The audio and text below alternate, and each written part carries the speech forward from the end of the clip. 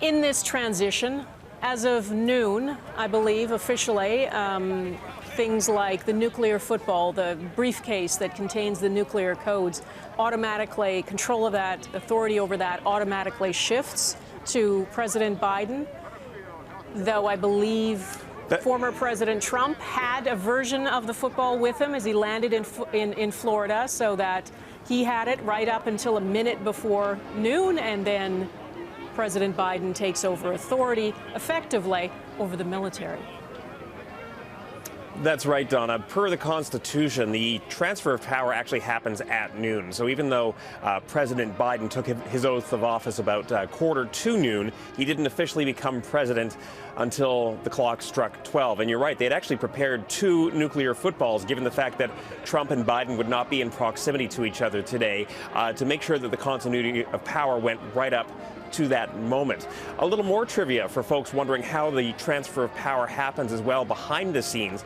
In the time since President Trump left the White House for the last time at around 8 o'clock local time this morning, and the time in which Joe Biden arrives at the White House later this afternoon or this evening, there is a flurry of activity taking place. And so we saw last night all the pictures, for example, taken off the walls.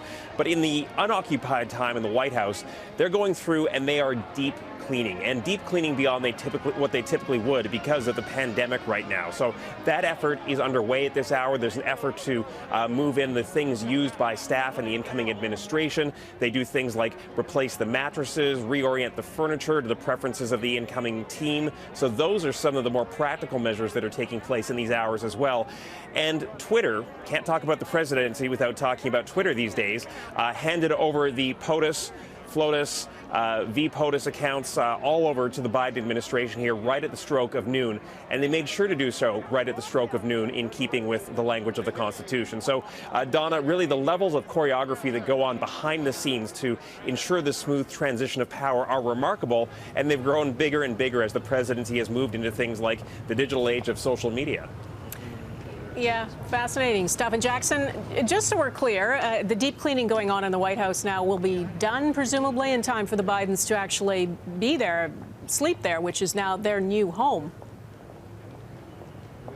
That's right. One thing that will be left behind, and probably the only thing left behind from the Trump administration, is that we do have confirmation that President Trump kept up with one of those long-standing traditions, and that is that he has reportedly left a note for Joe Biden inside the desk, the Resolute desk in the Oval Office. Obviously, we don't know what's on that note, but this is a long-standing tradition done by president after president after president, and really that is the only tradition that Donald Trump was on board with here as he left the White House, because as we know, he shunned the inauguration entirely.